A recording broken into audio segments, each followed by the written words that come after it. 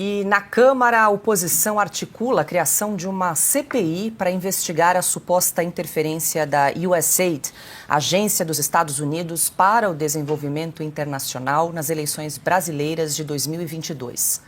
Segundo os deputados Eduardo Bolsonaro e Gustavo Gayer, até o momento, 60 assinaturas de parlamentares já foram coletadas.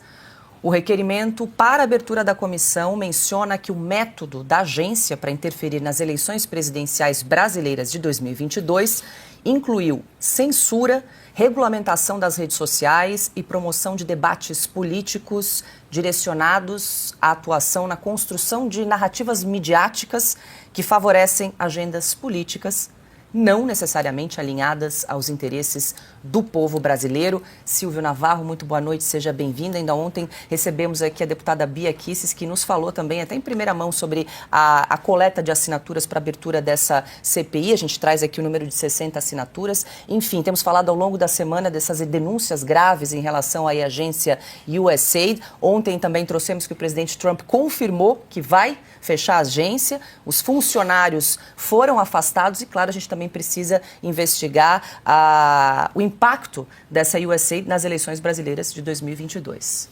Paula, boa noite, querida, meus amigos Constantino, Piotr, Augusto, meu irmão, boa noite você que nos acompanha. Bom, vamos lá. Em primeiro lugar, eu acho que é preciso que o presidente da Câmara dos Deputados, Hugo Motta, recém-empossado, diga o que ele vai fazer com a fila de CPIs que já foram apresentadas, já foram protocoladas, tem número regimental, mas nunca foram instaladas. Eu vou dar o exemplo de uma só aqui, por exemplo, a CPI de abuso de autoridade, que poderia, inclusive, investigar a atuação de ministro do Supremo Tribunal Federal. Para dar o exemplo de uma CPI. Então, o presidente da Câmara precisa decidir o que é que ele vai fazer com essa fila de comissões, como eu disse, já protocoladas. A Câmara tem um limite regimental de comissões que podem funcionar simultaneamente. Então, não adianta você recolher várias assinaturas para várias CPIs em vários flancos, frentes diferentes, se você não tiver algo organizado na mesa diretora da Câmara, como eu disse, recém-empossada. Então, vamos aguardar.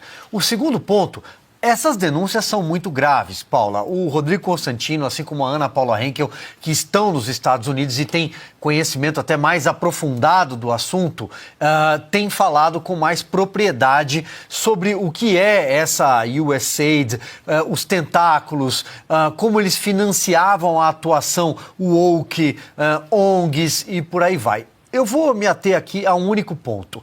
Eu acho que tudo o que veio à tona até agora, junto com o Twitter Files, junto com as declarações do dono da Meta, o Mark Zuckerberg, jogam luz para algo que nós vínhamos falando há muito tempo. Há algo estranho no histórico das eleições de 2022. Algo estranho. Não estou aqui falando sobre urnas para não entrar num tema proibido.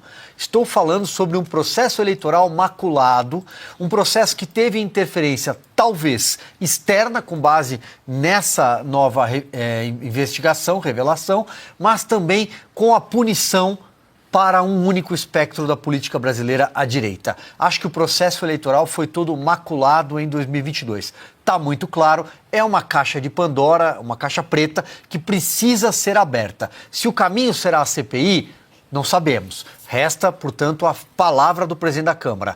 Mas as comissões temáticas do Congresso Nacional, no Senado e na Câmara, têm todas as condições de investigar. Tem as ferramentas. Vai faltar a quebra de sigilo, mas também, até aí tem um ponto. Estamos falando de uma instituição e de organismos internacionais. A quebra de sigilo é mais complexa nesse sentido. Portanto, as próprias comissões têm ferramentas e caminhos para investigar por conta própria.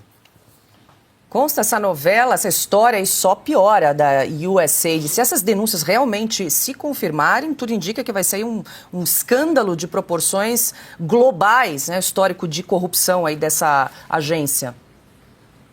Paula, é um escândalo de proporções, digamos, sem precedentes, né? Basta acompanhar a quantidade de mensagens que estão vindo à tona, né? Tanto do Elon Musk até o próprio presidente Trump e vários da equipe, né? a cada dia não é uma enxadada, uma minhoca, é uma enxadada, uma sucuri. Né? Hoje, por exemplo, veio à tona financiamento de milhões e milhões para irrigar inúmeros veículos de comunicação, jornal como o New York Times, tão respeitado pela esquerda que milita nas redações dos nossos jornais brasileiros, Político, que é um site também mais alinhado aos democratas, que recebeu milhões e milhões de dólares. É um negócio escandaloso. Né? Realmente a USAID, que foi criada lá no governo Kennedy, com boas intenções, e muita gente imagina recursos, mantimentos, comidas chegando às crianças pobres do Sudão, né? Na prática estava servindo para alimentar, por exemplo, com 280 milhões de dólares quase, os cofres do George Soros, um bilionário especulador, queridinho da esquerda democrata, porque financia essa turma toda, e hoje a gente descobre que financia com o nosso dinheiro de impostos americanos. Eu, aliás, sou um exemplo curioso disso tudo que está vindo à tona, para pegar um gancho aí com o que o Silvio falou da eleição brasileira. Né? Eu pago pesados impostos nos Estados Unidos, assim como no Brasil, e eu descobri então que os meus impostos americanos serviram de alguma forma para irrigar, por meio da USAID, ONGs, grupos ligados a gente que imita foca e é levada a sério pelo STF, é chamada para debater sobre desinformação e regulamentação das redes sociais pelo Barroso, e o meu dinheiro de impostos americanos acabou alimentando a minha censura no Brasil, que já tem 2 anos que eu estou sob censura prévia nas redes sociais do Brasil, sem passaporte e com as contas bancárias congeladas há 2 anos. Né? Então, a gente percebe que tem realmente aí uma grande cadeia da felicidade, um grande esquema que foi montado pela esquerda, pelas elites democratas corruptas, com um projeto totalitário de poder, um poder globalista, né? E que representa exatamente o quê? A ideia da democracia de gabinete, a democracia sem povo, uma coisa imposta de cima para baixo por essas entidades supranacionais, a OMS, que virou puxadinho ali dos globalistas, com o revolucionário marxista Tedros Adhanom, da Etiópia, e várias outras entidades. O Conselho de Direitos Humanos da ONU, que abriga tudo que é país que está na lista dos que mais desrespeitam os direitos humanos. Então, tudo virou uma grande fachada, uma grande piada de mau gosto.